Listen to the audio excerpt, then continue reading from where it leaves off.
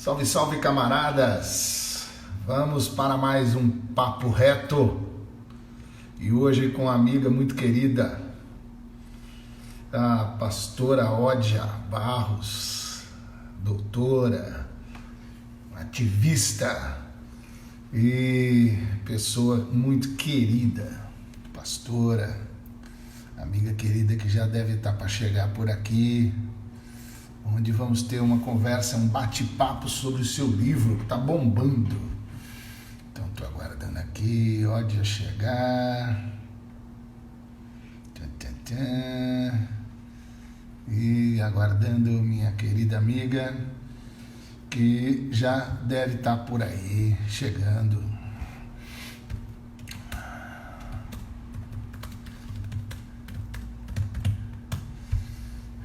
Ódia vai falar do seu livro, da editora Recriar, e que está no top dos mais vendidos da editora, hein? Olha, tá fraca não, essa mulher não é fraca não, nunca foi fraca não, mas que legal, né?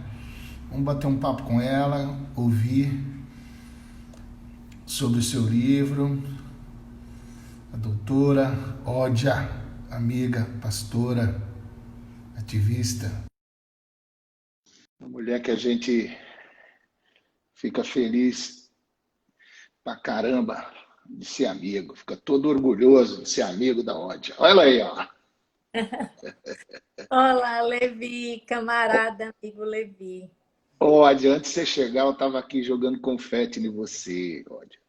Eis aí, Ódia, querida, pastora, o Wellington, querido amigo, pastor junto com ela, na família Pinheiro, Igreja Batista do Pinheiro, ali em Maceió, Alagoas, queridos amigos de longa data, de longas lutas, de longas resistências e de longa broderagem e parceria, e que se renovam a cada dia e a cada momento. Então é com alegria que quem não conhece ainda a Ódia tem que conhecer. Você sabe que, Ódia, que outro dia uma amiga muito querida, também muito querida, ela me pergunta, fala assim, Levi, esse curso da Ódia, vale a pena participar? Eu falo assim, rapaz, você tá de brincadeira. Você... Aí Eu depois ele falou para mim assim, tenho umas alunas que me conheceram aqui a partir de uma live que fizemos. sim, E hoje nós estamos amigas. Eu falei assim, essa coisa boa do aspiral positivo, né? isso. Quando a gente sai juntando e atraindo gente boa, não é? Gente amiga no aspiral da vida, da amizade, é muito bom.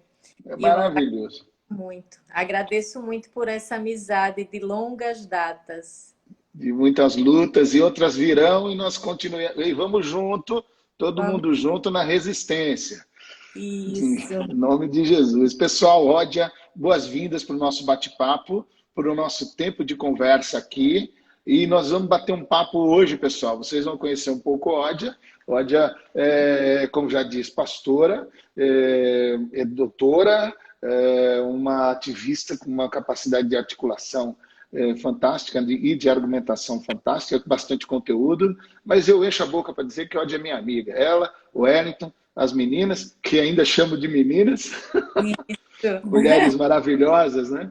E toda a família. Então, eu com isso também aproveito para mandar um beijo para a família Pinheiro, que é a igreja do meu coração, e eu considero também minha família. Bem-vinda, Ódia! Gratidão, gratidão, Levi. E você sempre aqui na Igreja do Pinheiro sabe, assim, também quase da família, da equipe pastoral, da família IBP, e assim que a gente sente você. E também aqui em casa, né? A Levi aqui em casa o amigão, o camarada de nós quatro juntas É, e juntos. que Gratidão. bom. Que bom. E olha, eu já tinha falado com o Wellington também, tinha comunicado vocês aí, que eu estou com essa caminhada de começar do zero uma comunidade de Jesus Nazaré aqui no centro de São Paulo. E sem dúvida nenhuma, tenho pedido a Deus e orado por igrejas madrinhas, esse não é papo de igreja mãe, eu deixei para lá, eu curto mais esse negócio de igreja madrinha. Então, Adoro. então a Pinheiro é a igreja madrinha da comunidade Caverna, e você e o Wellington são conselheiros aí do conselho de referência também para me aconselhar no meio dessa nova fase e jornada do meu ministério. Muito, Joia. muito, muito, muito Que a grato a tua Deus. sobre muita graça. Amém. E nesse projeto que eu creio é projeto de reino, É onde isso. é necessário e urgente. Amém, amém. Olha, que conversa é essa?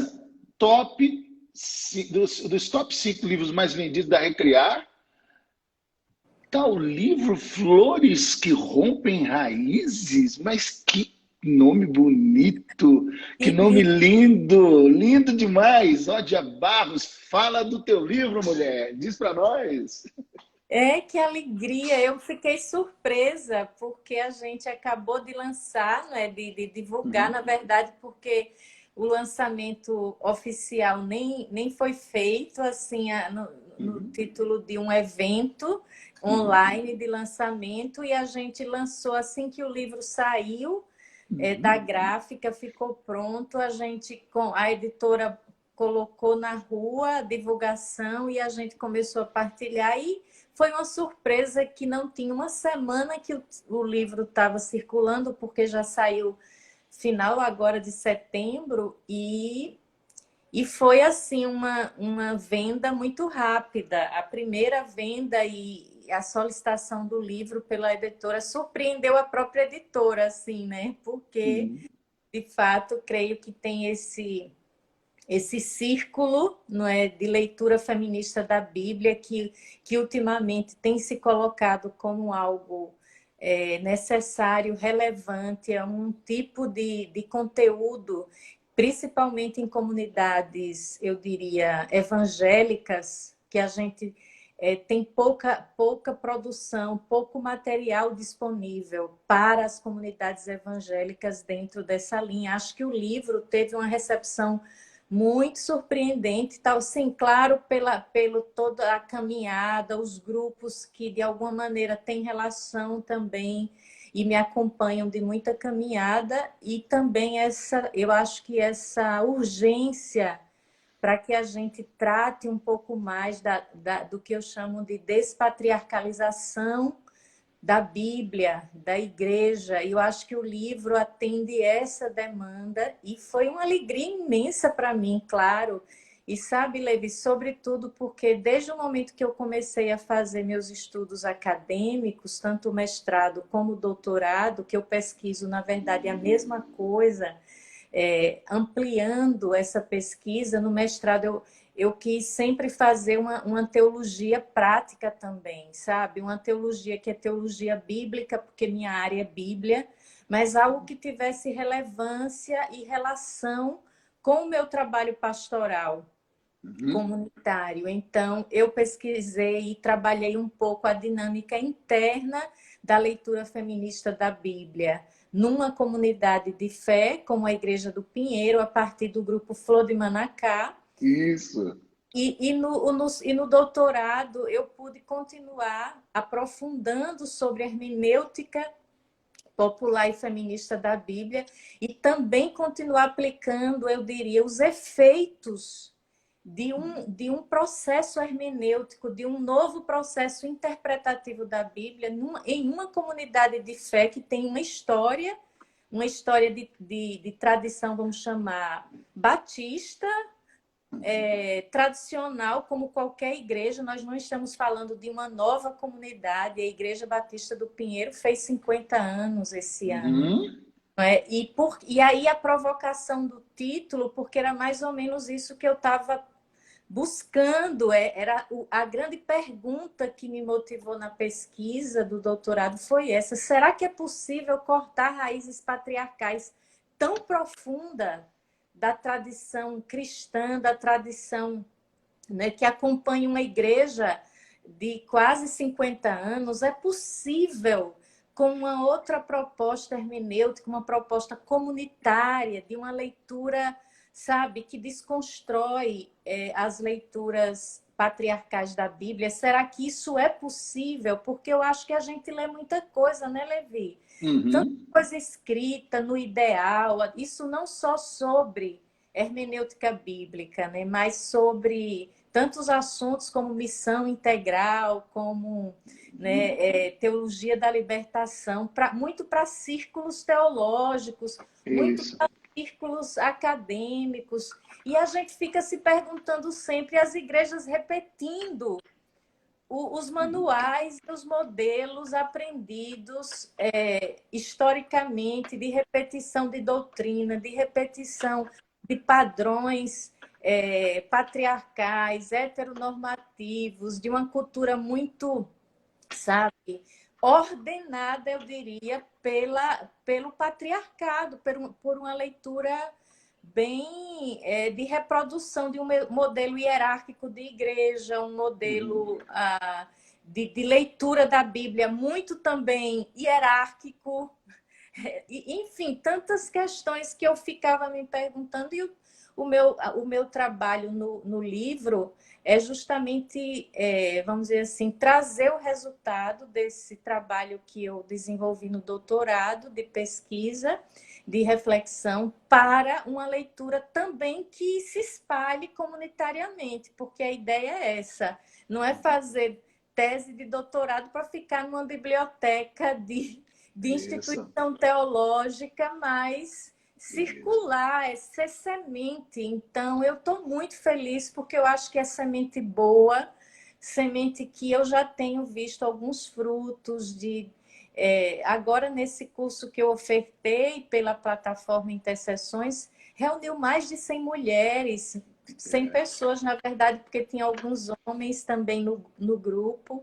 E eu fico pensando e fiquei muito impressionada como muitas das mulheres estão buscando ferramentas que lhe ajudem a iniciar processos comunitários de leitura feminista da Bíblia. A gente precisa sonhar com a outra igreja possível, com a outra sociedade possível, menos violenta para as mulheres, menos desigual, não é? Com menos ódio, não é, ao outro, esse Isso. outro que a gente sempre, não qualifica a partir dos padrões de uma sociedade, de um modelo teológico bastante, eu diria, preconceituoso, não é? Uhum. Então, Uhum. o livro tem esse papel, assim, eu estou muito feliz de poder compartilhar, na verdade, e a parceria com a editora Recriar foi muito importante, porque me facilitou os caminhos, porque eu não tinha condições de fazer isso sozinha, e a editora entendeu que esse era um tema importante para esse diálogo com o público cristão, nesse momento, né, que a gente vive no país, com esse cenário evangélico. E aí eu fico feliz que a experiência... E outra coisa, fruto de uma experiência vivida, vivenciada com todas as dores e prazeres também dessa caminhada vivenciada com o grupo Flor de Manacá. Eu estou toda Flor de Manacá, que não dá Eu para tô ver vendo? aqui. Eu não tô Blusa vendo? Manacá e a cor Flor de Manacá, que é a nossa... Eu digo que Flor de Manacá se tornou, na Igreja Batista do Pinheiro, adjetivo. É um Uhum. adjetivo hoje, assim, você é uma mulher Flor de Manacá, você é um homem Flor de Manacá. Eu acho que você viu alguma coisa dessa quando circulou com o grupo aqui da igreja, os homens. Isso. Os homens ficam, às vezes, preocupados. Essa mulher está muito Flor de Manacá. Também os homens, às vezes, dizem assim, orgulhosamente, eu acho que eu estou um pouquinho mais Flor de Manacá. Ou seja, É buscando verdade. outra masculinidade, e eu acho que isso é resultado desse trabalho, desse grupo, que no título do livro é justamente Flores, porque vem desse grupo pioneiro que inicia esse trabalho. Tem Flor de Manacá aqui na sua live, além de mim, Tem. a Sampaio está aqui, ó, somos É. Manacá. Isso, Lindas. Simone. Somos Manacá. E também eu acho que isso é bonito também a gente dizer assim, eu não estou falando no meu próprio nome somente, né? Eu tenho uma comunidade, tenho um grupo que legitima muito mais essa fala do que simplesmente a pesquisa de uma pessoa, o trabalho individual vamos chamar, trazer essa conversa para uma linguagem acadêmica, para mim era um desafio, porque a academia também é muitas vezes, eu diria, é uma camisa de força, né? Uhum, uhum. Naquilo que, como organiza conhecimento, é um tipo de também. E a gente, quando faz teologia feminista, a gente também está provocando novas epistemologias, ou seja, outras formas de saberes, de construir saber e conhecimento, e tirar esse conhecimento dessa elitização, dessa hierarquia que distancia do povo, sabe? E Uhum, acho que essa alegria também que eu tenho, porque Flores que Rompem Raízes vem com tudo isso junto, né? uhum, uhum. E para mim isso é motivo de muita gratidão também a Ruá, porque esse livro traz Sim, sobre Ruá junto. sim, Sabe, Levi, eu não tiro a mística disso tudo, não é um resultado só de reflexão. Se não fosse a Ruá na minha vida e na vida desse projeto, não haveria Flores que Rompem Raízes. Então, eu uhum, mantenho, além da reflexão acadêmica, a mística, sabe? Do sopro sim, divino, dessa Ruá presente, uhum, impulsionando o projeto. Então, não uhum, tenho a arrogância de imaginar que é o produto de mim mesma, ou o produto de um trabalho nosso como grupo, mas é muito sopro e muita vida soprada e graça da, da Divina Ruá, que é esse espírito criador e criativo na vida da gente sempre. Eu estou sempre empolgada. maravilhoso. E Você olha, deve olha, tá empolgadíssimo, tá ótimo. Não, mas tá ótimo, tá bom demais, meu. A palavra é sua. Agora, olha, a Recriar tá de parabéns pela, não só, enfim, pelo título, pelo livro, que é absolutamente oportuno, necessário e premente, pela potência do tema, mas também por você, pela autoria, porque nesse tema tem poesia, flores que rompem raízes, tem Aí profecia, o flores. título eu escolhi, hein? Então, imagino, flores que rompem raízes tem profecia, tem poesia, tem profecia, tem pastoralidade, né? Tem reflexão acadêmica, tem o toque de uma biblista, e tem também a energia comunitária da vida da comunidade, da sua igreja, da comunidade Pinheiro, família Pinheiro, e traz tudo isso junto com essa mística maravilhosa da Santa e Divina Ruá, que de forma extraordinária soprou, continua soprando, como você mesmo disse, e que bom, porque nós não podemos perder a mística. Acho que nós no meio das nossas lutas como ativistas, que é tão duro lutar muitas vezes e resistir a algumas coisas, e daqui a pouco a gente vai começando a tentar lutar mas de maneira mais argumentativa e etc. Daqui a pouco a gente fica preso num lugar onde a gente perde a delícia, a bênção, a coisa maravilhosa, que é a mística de saber que o Senhor, nosso Deus Pai, Filho e a Divina Ruá estão agindo de forma extraordinária em tudo aquilo que aponta, profetiza, poetiza, pastoraliza e traz vida para as discussões importantes e denuncia a morte onde ela estiver. Então, esse livro aí é um livro que eu quero já ir atrás para poder pegar os homens aqui da caverna, porque isso tem que ser livro obrigatório para homem que andar junto comigo no ministério, ler e debater e estudar e aprender e ouvir e se chocar e de repente se perceber que tem raiz muito dura, de repente sentir a força das flores, né? Isso gostei disso, é a força das flores. E eu falo também um pouco usando aquela passagem, né, do Evangelho que diz quando, assim, essa ideia de que o Evangelho também, não é, as boas novas do reino, é machado que está na raiz da árvore, não é? Eu penso que essa ideia de que acho que a leitura feminista da Bíblia é um pouco também esse machado, não é, que está na raiz dessa árvore de um cristianismo que se constituiu, não nasce patriarcal, mas se constitui o seu formato institucional numa raiz muito patriarcal.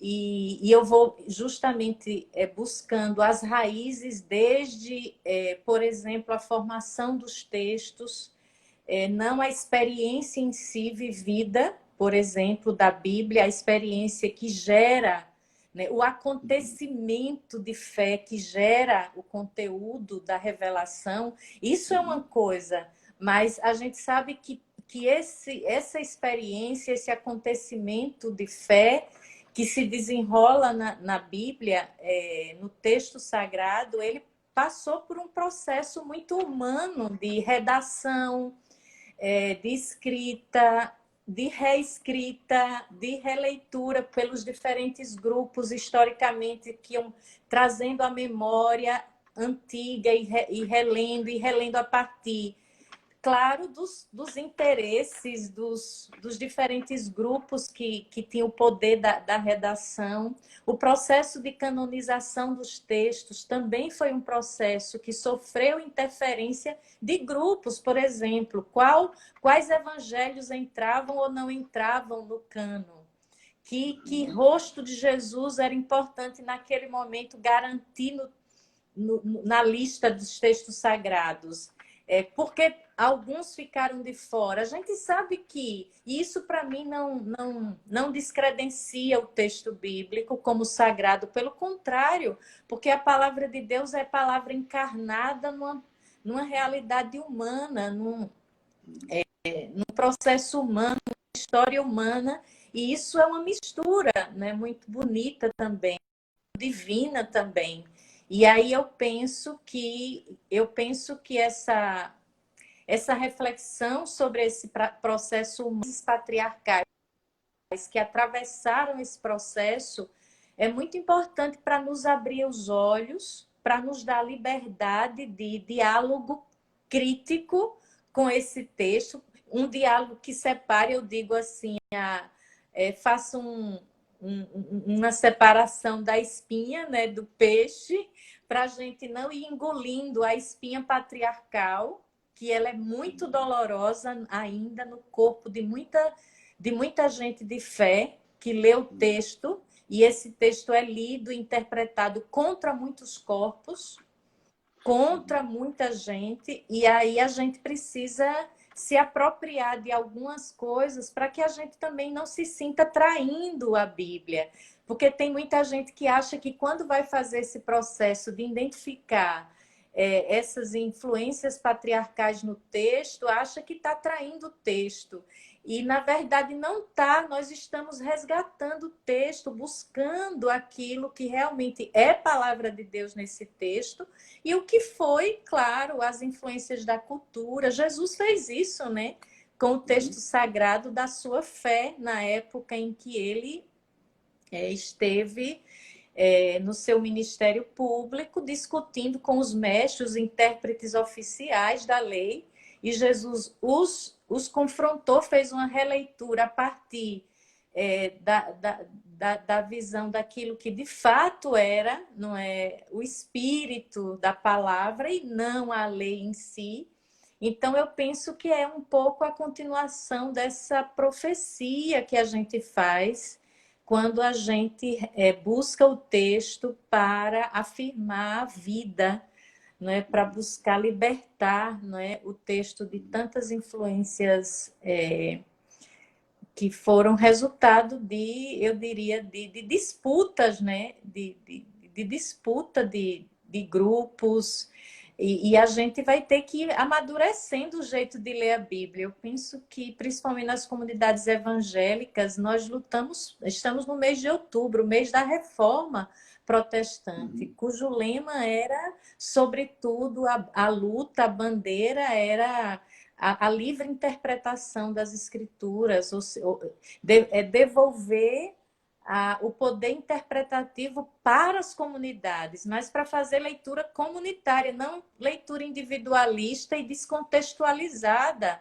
não é, da realidade. Então, eu penso que esse é um lugar também que a gente precisa trabalhar um pouco mais nas nossas igrejas, que é devolver esse poder, não é, da interpretação comunitária. Isso é muito revolucionário, sempre foi, e a gente precisa acreditar, não é, que a comunidade deve ser uma comunidade hermenêutica e não entregarmos isso às hierarquias da igreja, ao poder, ao poder, o magistério da igreja, seja quem lá seja.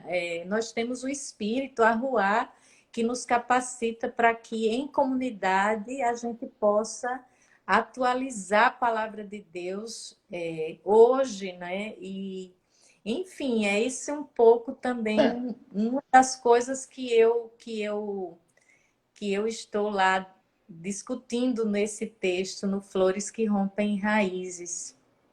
Uma coisa que você falou, Odia, que eu acho que é muito bacana, que quando você fala agora sobre essa coisa de voltar para o comunitário, eu lembro do Carlos Masters e a forma como ele, de forma especial, traz a leitura popular da Bíblia, a interpretação extraordinária e fantástica. A Bíblia é o livro comunitário, é o livro escrito no mutirão. Essa coisa toda bonita, né, que traz como essa com essa capacidade de olhar, de interpretar e de olhar com bastante atenção, cuidando, acolhendo a importância da interpretação dos acadêmicos, mas colocando como ponto principal que a Bíblia é um livro com muito medo de estar ferindo o texto bíblico, de estar cometendo alguma heresia, de estar mexendo na palavra, de estar, sabe? Aí mistura, pega aquele texto de Apocalipse que se refere somente a Apocalipse, ainda dentro de um contexto de uma época que João escreveu, que se acrescentar algum na profecia desse livro, os caras já acham que é o livro todo, a Bíblia como um livro todo. Enfim, existem confusões que foram sendo reforçadas, como você mesmo disse aí, em várias vezes, em alguns momentos na sua fala, fazendo com que a gente olhasse somente para um tipo de, sabe, assim, um negócio meio fechado, né? Um olhar canonizado, quase queria dizer, um olhar canonizado, que mais para um lado aprisionado.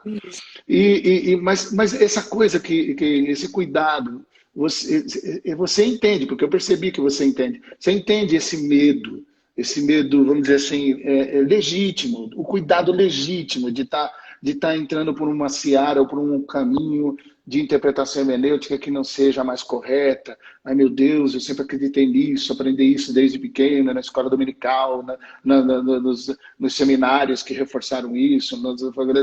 Enfim, todo esse caminho causa para um povo que ama a palavra, que ama a Bíblia, que gosta da Bíblia e que tem amor pela Bíblia, e tem a vida e a história pessoal construída pelas Escrituras, né? Também. Quer para o bem, quer para o mal, mas ele acha que é só para o bem. Então, fala um pouco mais sobre essa sensibilidade legítima, até eu entendo, até certo ponto. Porque tem gente que faz por maldade mesmo.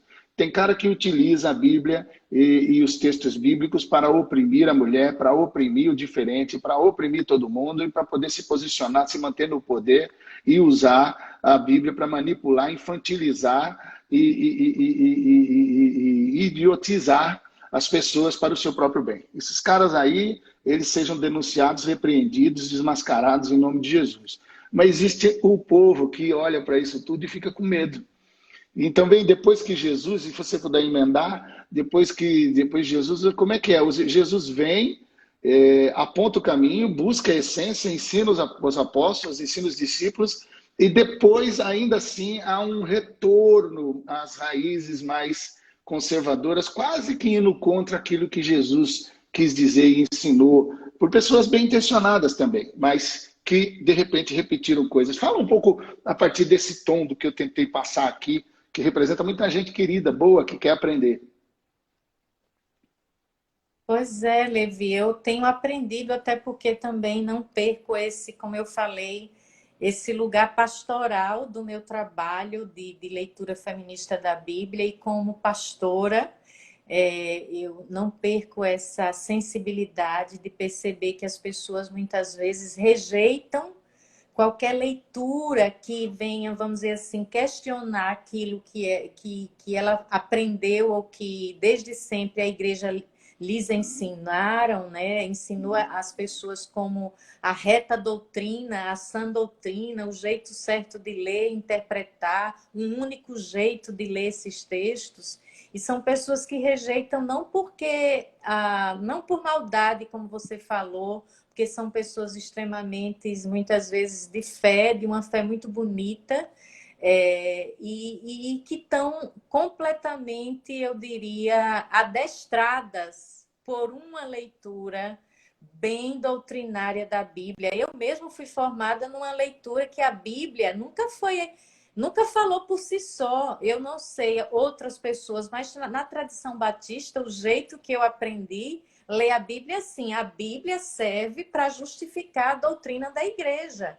De verdade, Levi, as pessoas conheciam um pouco da Bíblia pela Bíblia, de conhecer a história bíblica, de conhecer a narrativa, de conhecer, inclusive, as contradições dos discursos na própria Bíblia. A gente nunca se aprofundou muito nisso, e eu fui descobrir isso nos grupos de leitura popular da Bíblia.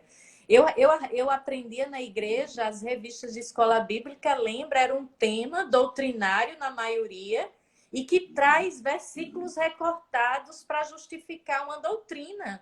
Isso a gente chama que é o uso doutrinário da Bíblia, como o uso dogmático da igreja num período da história. A Bíblia serva da doutrina. A Bíblia serva, e eu digo dizendo, é subserviente mesmo, no sentido de escrava da doutrina. A Bíblia nunca foi livre. Ela sempre esteve nas mãos dos donos do poder da igreja, e ela sempre foi usada, escravizada, para justificar e para legitimar o que o dogma ou a doutrina afirma. Sabe? Isso para mim fica tão claro hoje, mas eu sei que não é uma percepção que eu cheguei fácil, nem que as pessoas vão chegar fácil. Então, acho que esse cuidado também, e esse ensino amoroso, mas ao mesmo tempo que chama, né, para que as pessoas abram os olhos e vejam que a Bíblia precisa ser libertada dessa manipulação, e dessa corrente, né, que amarra a Bíblia, que é a doutrina. Eu, como batista, fui totalmente formada numa leitura instrumentalizada, a Bíblia sendo instrumento da doutrina. Batismo, por exemplo. Bom, batismo nós batistas cremos em batismo assim, assim. Tá aqui o versículo tal e o versículo tal. O que é isso? Uhum. Sabe, assim, então, para mim, eu acho que quando você realmente ensina uma comunidade, ajuda uma comunidade a realmente ler a Bíblia, não ler a doutrina, ler a Bíblia, entender como a Bíblia caminha, cada texto, as narrativas, deixar a Bíblia livre, falar, se comunicar, é outra coisa, sabe? Acho que o papel da gente como pastores, pastoras, alguém que vamos dizer, se prepara com algumas ferramentas, dar esses instrumentos à comunidade, para que a comunidade seja realmente cada vez mais autônoma na sua leitura. E o Espírito circula e faz a comunidade ler e reler esse texto, de uma maneira mais livre, realmente livre das tradições doutrinárias que amarram o texto. Na verdade, Levi, eu penso que as pessoas leem muito mais a doutrina da sua igreja e entendem e olham a Bíblia a partir dessa lente da doutrina ou de uma cultura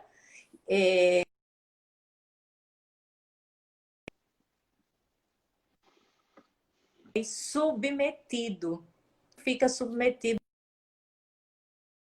à doutrina, submetido a uma teologia patriarcal, a uma doutrina muitas vezes racista, patriarcal. A gente faz isso no ensino com as crianças da igreja, não é? De fazê-las repetir toda uma tradição de leitura, onde Deus é aquele Deus masculino, branco. As crianças aprendem isso desde cedo e vão aprendendo uma leitura racista da Bíblia, uma leitura de gênero patriarcal, que só vê homem na Bíblia, porque ela desde cedo só conhece Abraão, Davi, Isaac, Jacó.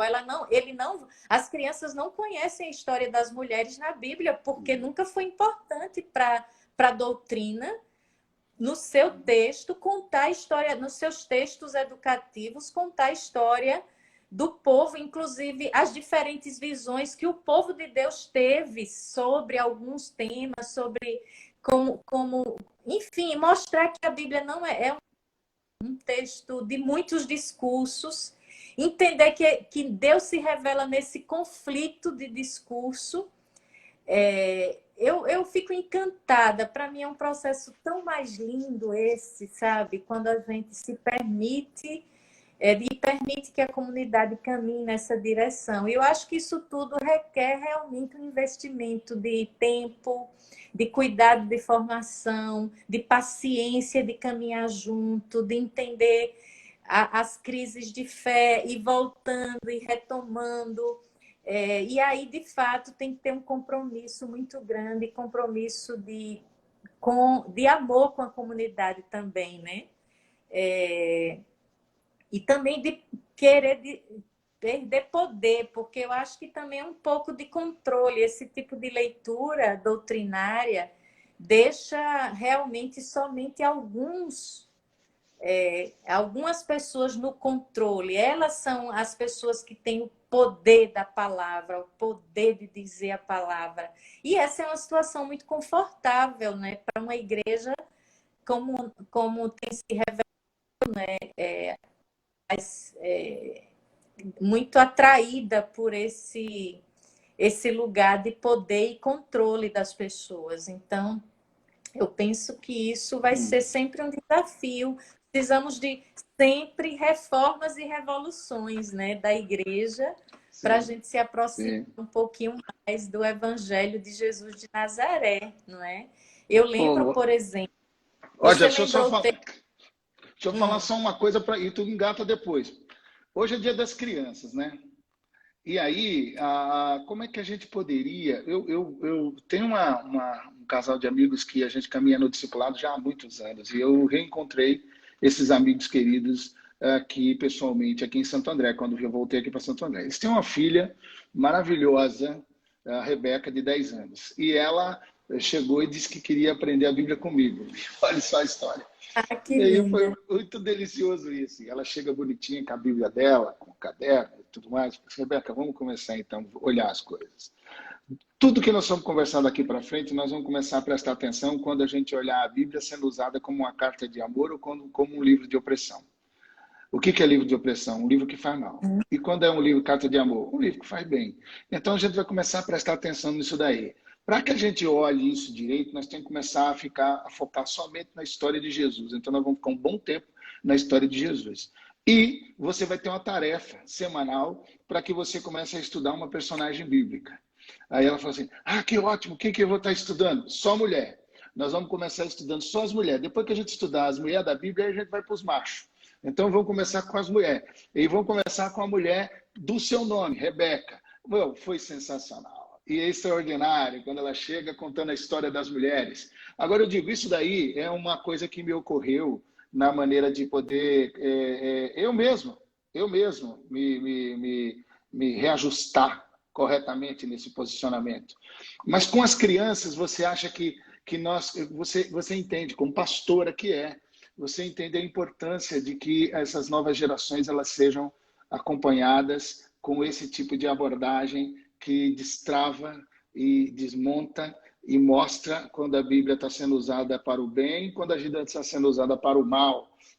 Como é que você acha, dentro desse aspecto Dia da Criança, cuidando com as crianças, e o quanto essa sua maravilha de livro, Flores que estão lá para poder romper raízes, ou seja, toda a essência e a beleza desse texto que você tem aí, isso pode também servir como se fosse uma prática pastoral com as crianças. E não vou dar muito spoiler, quem quiser ler, peça o livro lá na editora Recriar, mas eu compartilho como as flores que rompem raízes se esparramaram, né, em toda a leitura da Bíblia comunitariamente na Igreja Batista do Pinheiro, inclusive com as crianças.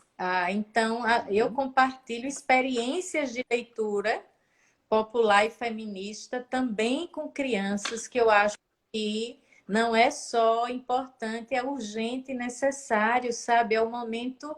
Imagina, nós vamos esperar essas crianças aprenderem uma teologia, uma leitura bíblica doente, adoecida, como nós fomos, infelizmente, alvos de uma leitura já adoecida, e deixar que elas, de novo, como nós, recebam isso das nossas mãos para só quando elas se tornarem autônomas, irem buscar algum caminho de reconstrução. Olha, agora, nesse momento da pandemia, que favoreceu muito diálogo, muito encontros assim de gente que eu jamais encontraria em outra forma.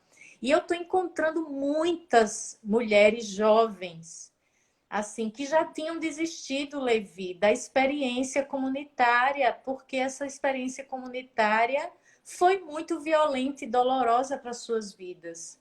Então, hoje elas estão buscando caminhos e estão encontrando na leitura popular feminista da Bíblia uma possibilidade de reencantamento, de reencontro com a sua fé, com a sua espiritualidade cristã, sem a mediação de uma estrutura que era violenta para as suas histórias.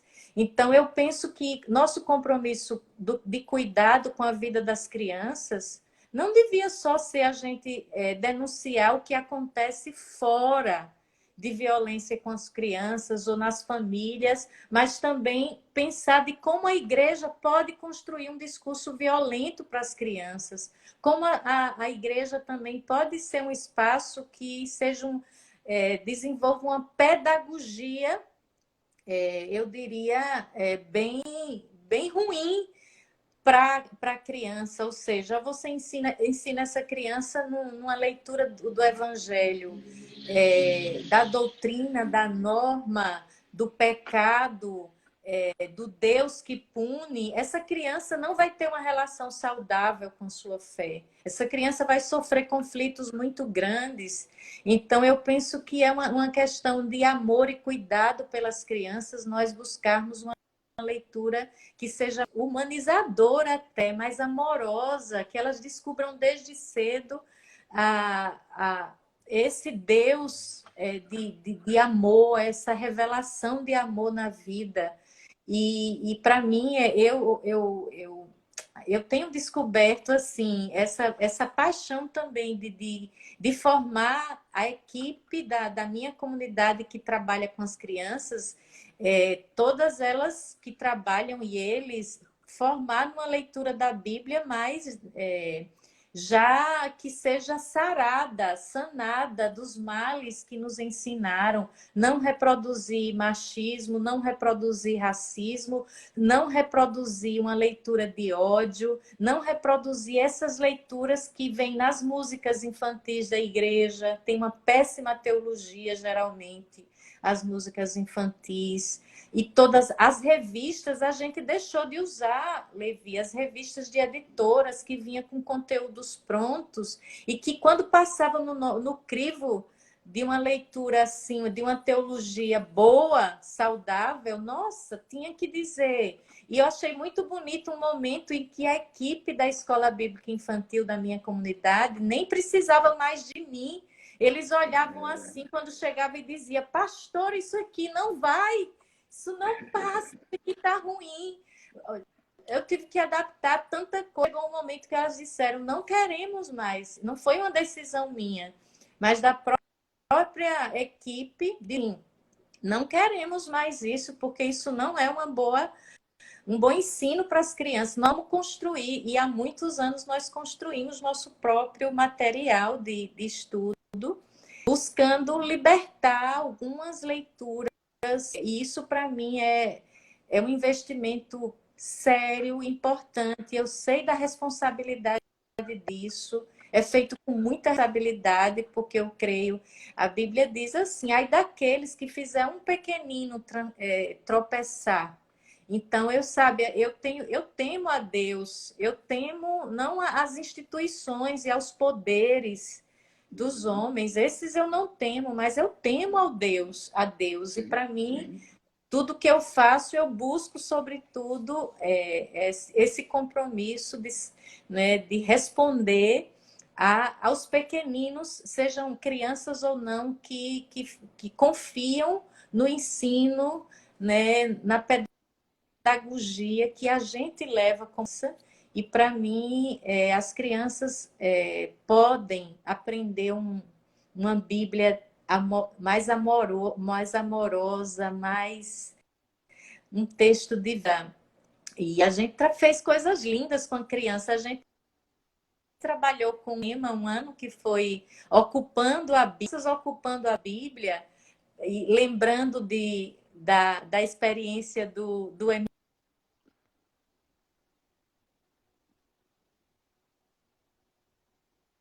são ensinar no MST, que são os sem terrinha, não é? Que é ocupar, resistir. E nós fizemos toda uma vivência, um ano inteiro, dizendo: olha, nós crianças vamos ocupar a Bíblia, é espaço nosso, e revisitar a história da Bíblia como um povo que era um povo construindo lugar de libertação. E as crianças constroem leituras belíssimas. Eu sou encantada quando eu vejo esse trabalho. E nesse dia de hoje, ontem a gente, ainda esse final de semana, estava construindo com as crianças um projeto, mesmo nesse momento online, de pensar a vida, a criação, o cuidado da criação, a partir de uma leitura bíblica mais ecológica, de amor com a terra, com nossa casa comum.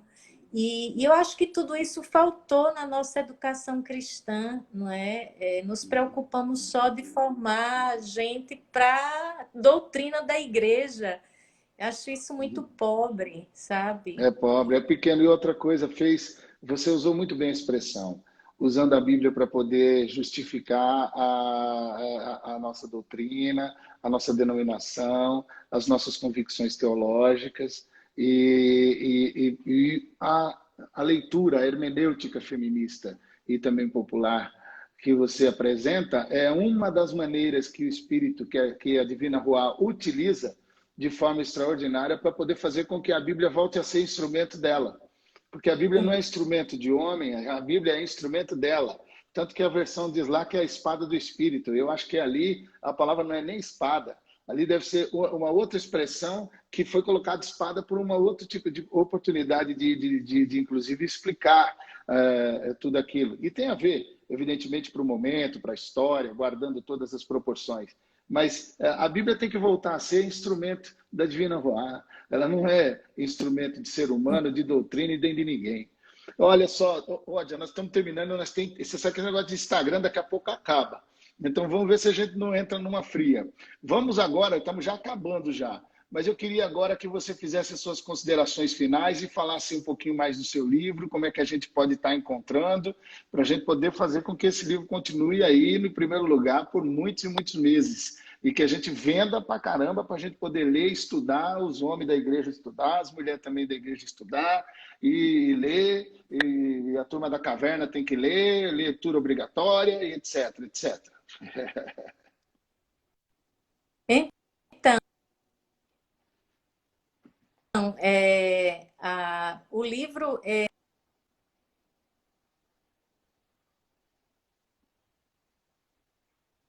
recriar, eu penso que é isso. E você entra lá no site e pede o livro. Muita gente está mandando foto para mim com o livro na mão. Já recebi o livro. Eu não recebi ainda, Levi, o meu.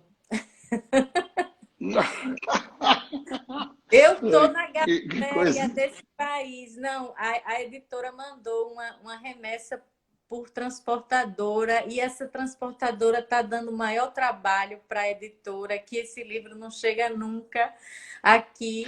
Assim, mas eu estou muito feliz que muita gente já recebeu, posta com... o meu livro chegou e tal. Então, a editora está entregando super rápido. Os Correios não estão mais em greve. Tem toda a possibilidade do livro chegar sem problema. Assim, eu acho que essa proposta do livro. É um livro, como você disse mesmo, Levi, do jeito que disse, vamos parar e vamos ler e vamos estudar comunitariamente, vamos dialogar criticamente com o texto, né? Eu digo que é um olhar, é uma proposta, como você disse. Existem outras, mas eu acho que o momento nos exige realmente buscarmos uma leitura da Bíblia que seja e promova vida. Chega da Bíblia ser instrumento de morte, de violência, de ódio. Levi, para mim, sabe, Flores que Rompem Raízes é sobretudo uma resposta, e eu estava pensando isso esses dias. Como eu amo esse texto, a Bíblia. Como esse livro mudou a minha vida. Como eu tenho também sagrada, afetiva, que eu não idolatro a Bíblia, sabe? Mas, assim, toda a minha construção, inclusive como mulher e feminista, passa por esse texto também. Então, assim, esse texto tem um potencial de vida ou de morte, como você falou. Ele pode escravizar e pode libertar, mas eu acho que a diferença é que as pessoas comuns, sozinhas, não têm. Elas ficam muito vulneráveis das leituras que vão ser feitas para ela.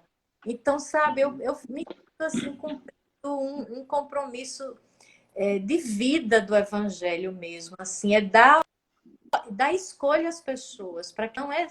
Abra os olhos, não é isso o Evangelho de Jesus. A Bíblia não é esse livro instrumento contra o outro grupo, contra outra religião, contra outra pessoa, contra o outro, sabe? Então a gente aprendeu essa leitura no linguajar evangélico. A Bíblia como arma, eu tenho horror dessa simbologia.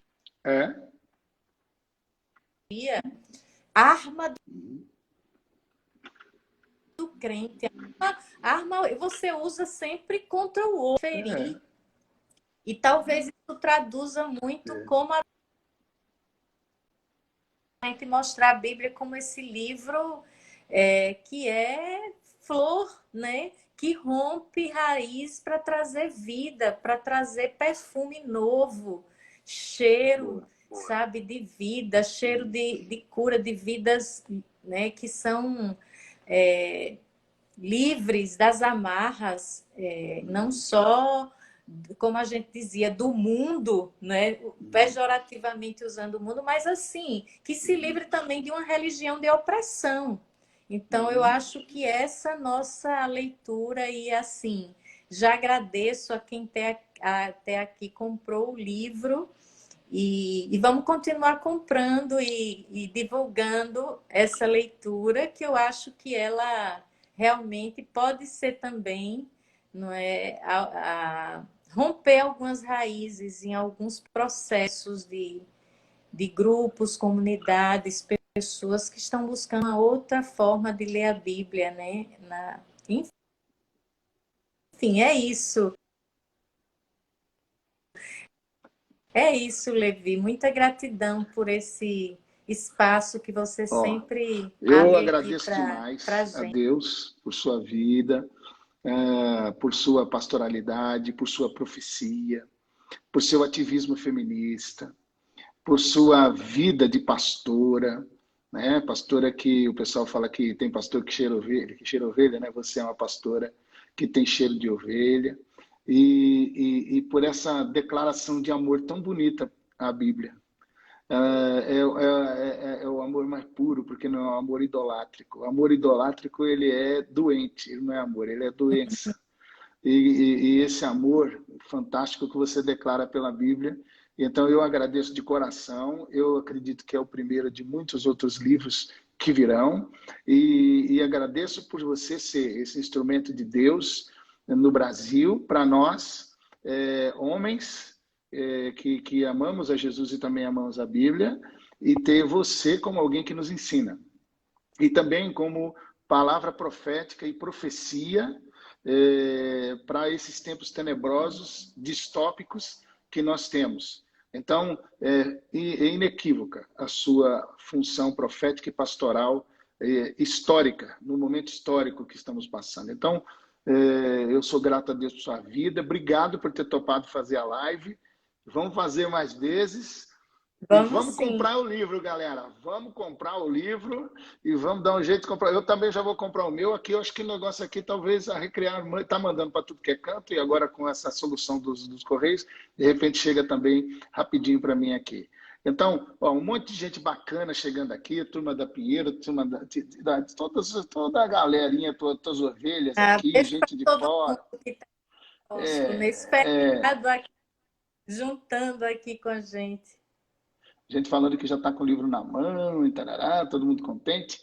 Então, Deus te abençoe. Beijão em Wérito, querido, nas meninas. Beijo ali Para naquela você. família maravilhosa.